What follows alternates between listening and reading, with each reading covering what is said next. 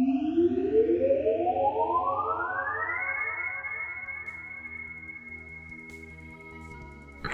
again. Today we're going to be talking about staying in caricature. In character. Wait, no I don't. You'll see.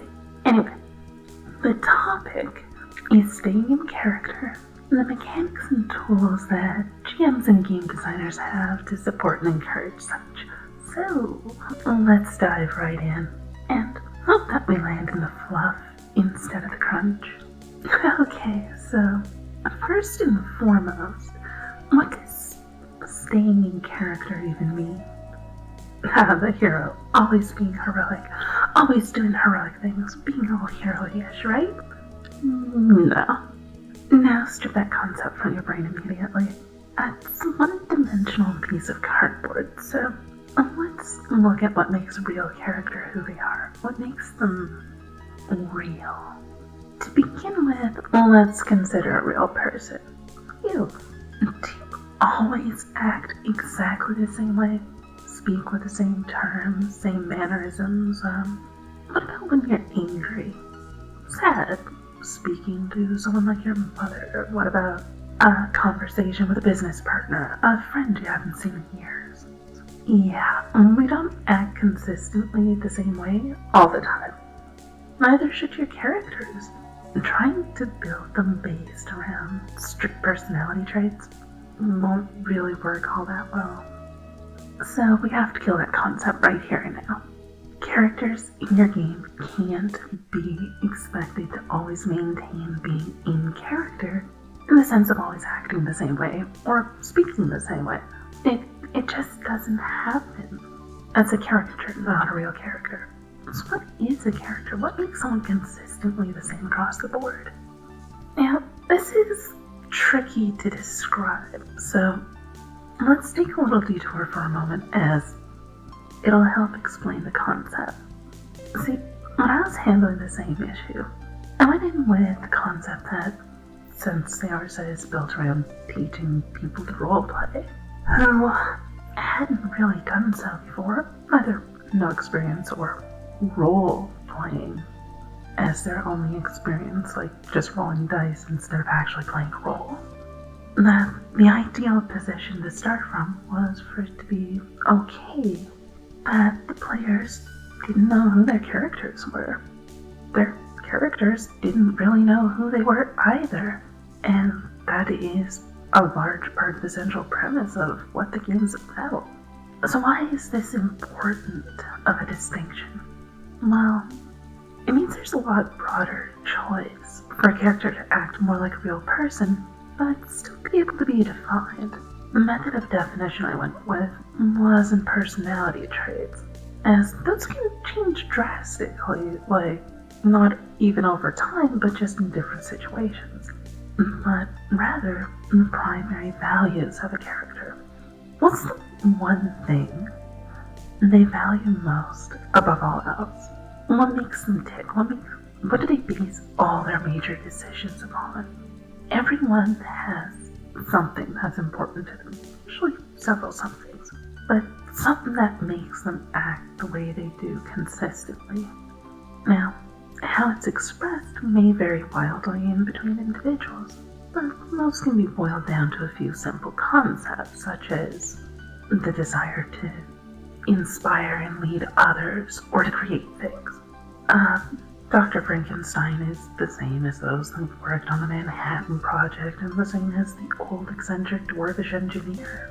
They need to build something new, something different, something that will change the world. And the key is that their motivation is all the same, even if their expression of such may be different, and their personalities wildly and drastically contrasting. So, focusing on what one's values and goals are is important, especially for those chameleon characters who twist and bend into whatever is needed of them. The rogue specialized in infiltration may have a dozen different fake personalities they step into in order to get into various locations such as military bases or fancy dress parties with the rich and famous, that kind of stuff. knowing how to maintain character within such is abhorrently difficult for the normal player, as there doesn't seem to be one. Yet there still is a core, an underlying vein of reasoning to each and every variation will have the same goal and values. If that rogue is not willing to kill because it goes against something they believe in, then every single mask they put on will also share that defining value. Even if they approach the problems from a different manner each time, there will be similarities. So, to that end, I made sure that one of the first things players do in character creation, before even picking their stats, is to pick their core motivation. That one thing they value most above all else. And then I have them write up a description of something their character did in their backstory that went completely against the thing they value so much. Maybe they had a thief that was purely about personal responsibility. Anything she steals is hers because she earned it, and each individual has to learn to take care of themselves and their own property. But then she gives up her greatest treasure yet to save a little girl from death. That goes against the very core premise of who she is as a character, since it's her belief that the little girl should have been looking out for herself instead. And this builds internal conflict, and how the character literally doesn't know why they did what they did. That becomes the very premise behind the game. Learning who they are and why they did something that runs contrast to the most important thing in their life. And this can be used not only as a plot hook and a mechanic, but can also encourage players to stay in character even when they don't know what that character is fully. So, how does that show up in the form of a mechanic? Well, the Saorsa system strengthens characters and brings them closer to their greatest potential power as they become more in tune with who they are and what they desire. It's the dissonance that holds them back, and as such, they grow stronger as they go down a path consistently. It doesn't even matter what that path is, though, oddly, or even if there's conflict along the way. Every step, whether it's forwards or backwards, is still a step where they learn more about themselves. So, whether the road continues towards self-preservation and personal responsibility, or changes to focus upon taking care of those who can't care for themselves, both completely reasonable choices to explore and reward equally, so long as the character maintains that path consistently. And yes, if they falter, that's the nature of the game. So, they're given temporary bonuses for exploring alternate paths, even if they deviate from their main path. As such, characters are actively taught not to try to remain statically in character as a caricature, or stereotype at all times, but rather to explore who they are and expand themselves in that way. So, kind of like real people in reality. And that's what makes it so effective for keeping players in character. The characters aren't static, unmoving targets to be rigorously maintained, but are treated more like real people with variation. That's a large part of what I found helps players learn to really get into character, is to treat them as an actual individual with hopes, dreams, desires, and things they value. Now, a lot of games try to encourage players to remain in character by handing out bonuses for good roleplay, such as the Fate system or Edge and Shadowrun, nearly unlimited number of mini reward systems that GMs make up as house rules.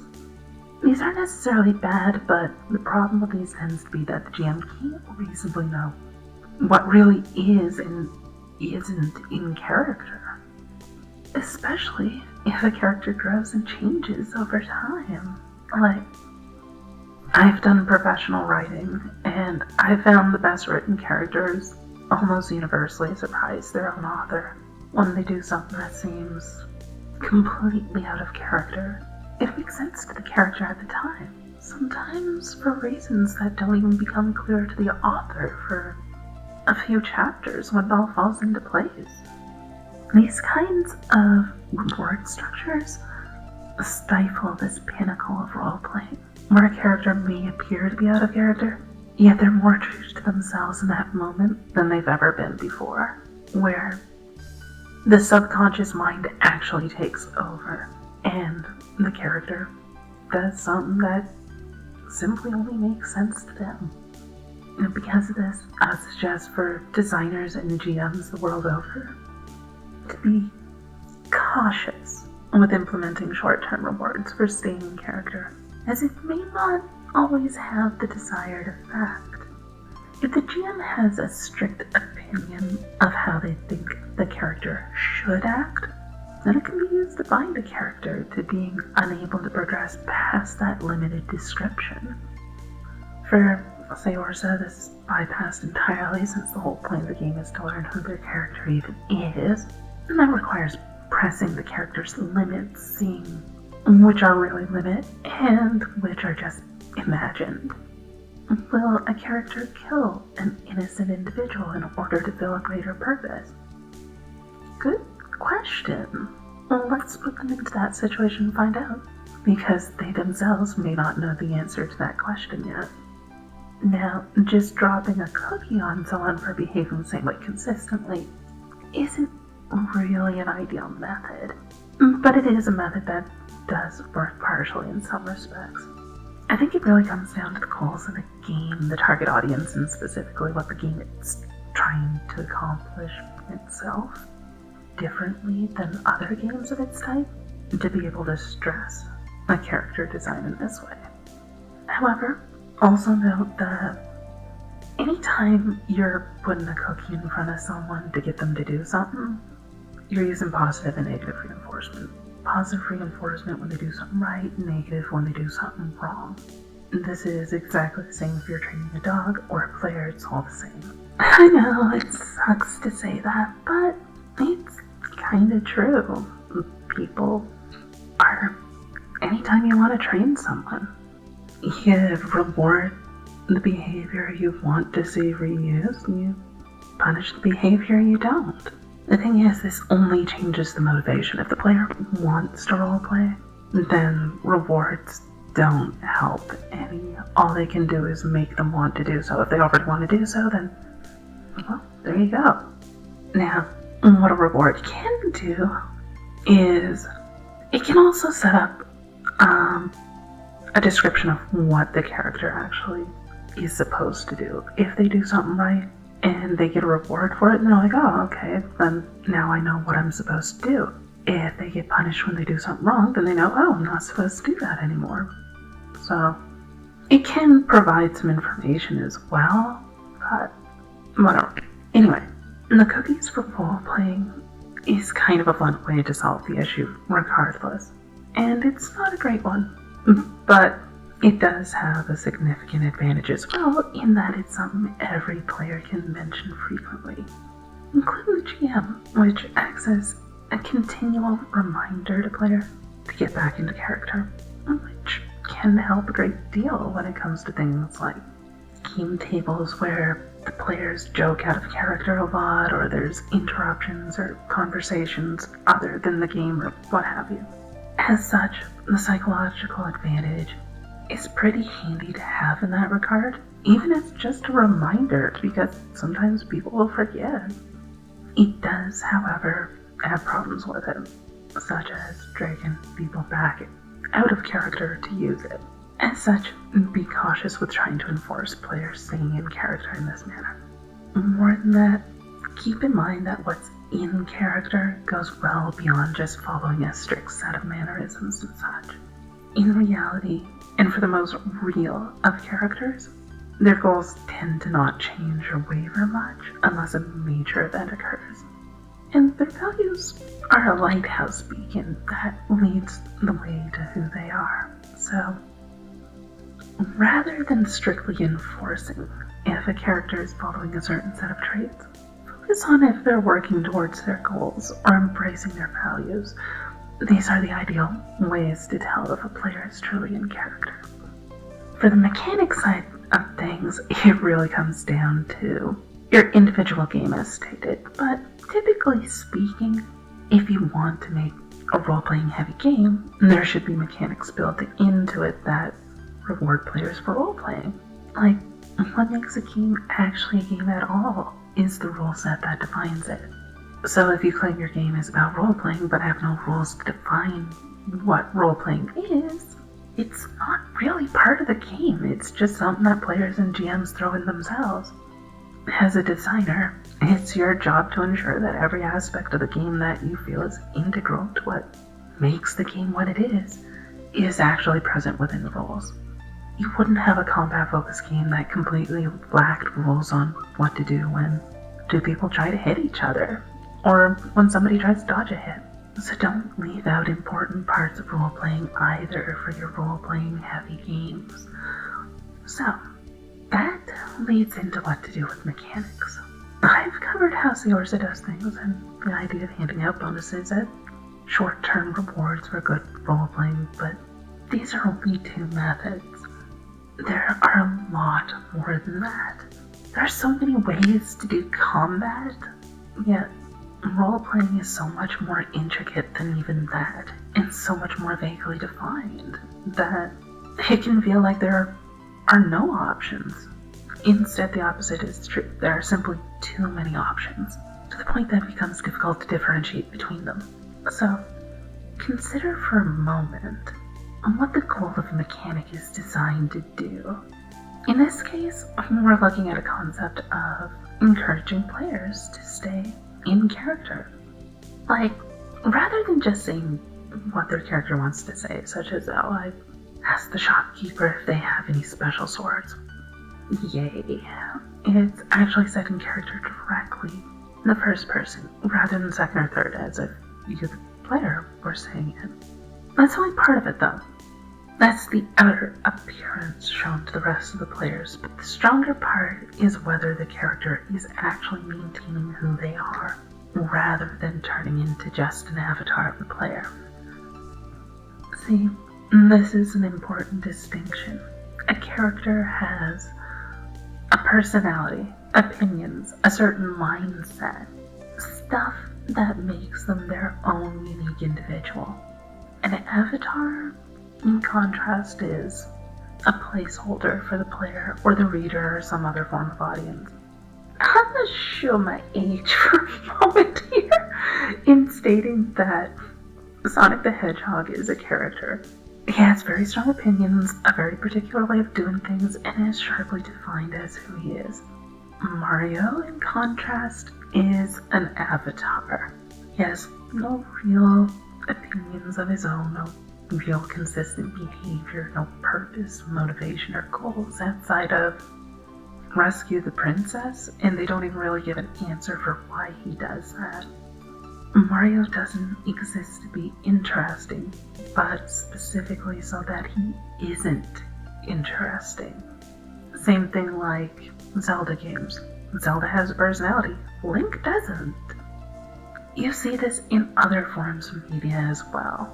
Romance novels in particular are written with avatars as the protagonist, because the goal is for the reader to step into the role of the protagonist, as if she were the reader herself.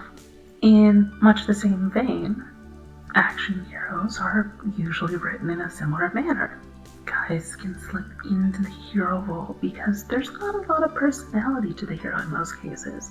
Supporting characters can be quirky, zany, or well thought out, but the hero usually has to be rather bland most of the time because any strong opinion presented makes it difficult for the audience to step into that character's shoes. Imagine themselves in their place if they don't share those same opinions.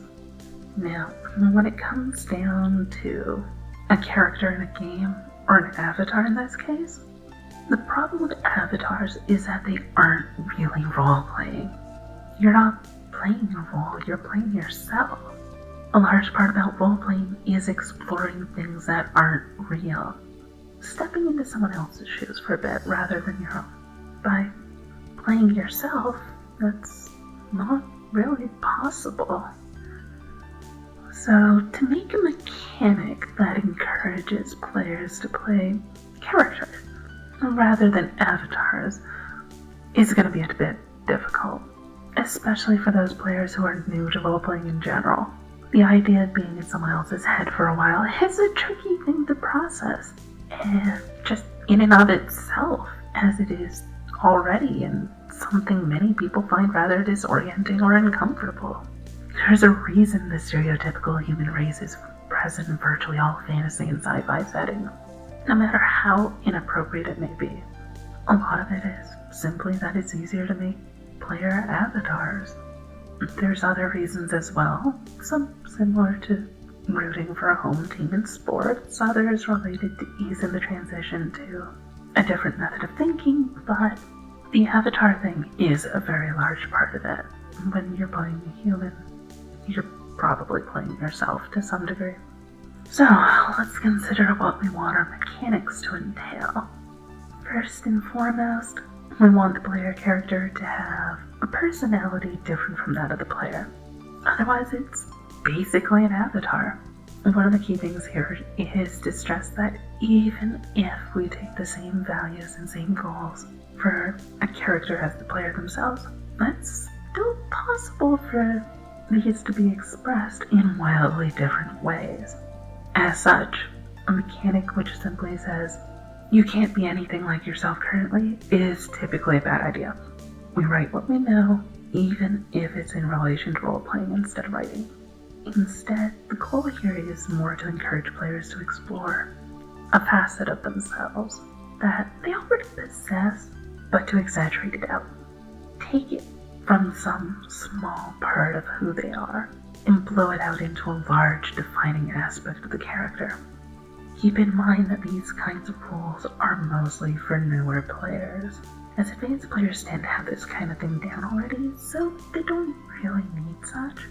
So, when building rules around roleplaying, keep in mind that your target audience for the rules is not the same as the target audience for the entire game in many cases. In this particular case, we want to provide a framework for a player to build a character around. We don't need to enforce that the player stay in character, so much as set guidelines that will help the player build a character that they naturally can just ease themselves into mentally. Just telling them to stay in character constantly won't do anything if they don't know how. So, for our mechanic, it can show up in many different ways. A nice easy one would be to give a very basic kind of personality test to the player, just to figure out what it is they value most and then retain that for their starting character. From there, move on to listing a few character traits. See if they can be expanded into larger parts of the character's mindset. Things that truly define them, and instead of just small traits they have to possess, give them a simple addition of small rewards anytime the character expresses these traits in a new manner. Specifically, in a new manner, not one they've done before. Now this helps to lead the potential player into doing more than just repeating the same actions over and over. By having to express the same concept in a variety of ways, they explore who their character really is.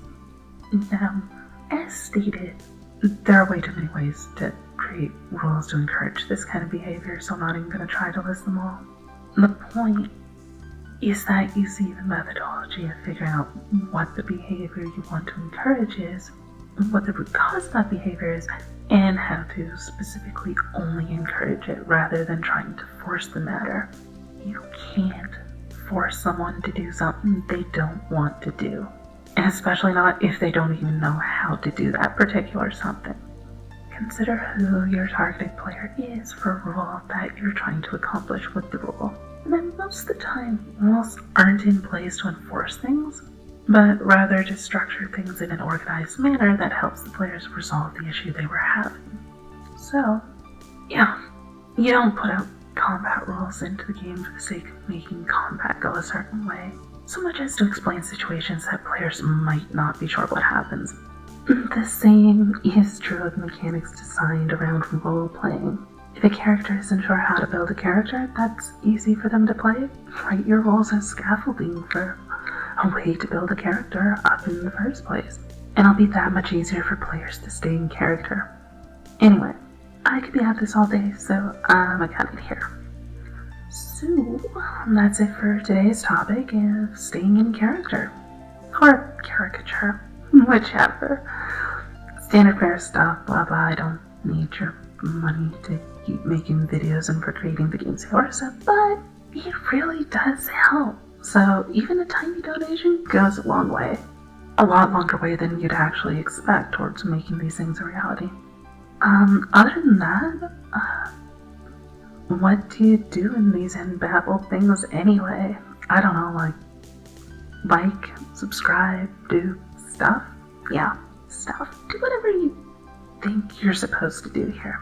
Yeah, that's the ticket. Right, that's enough of that nonsense. I'm out. See you next time.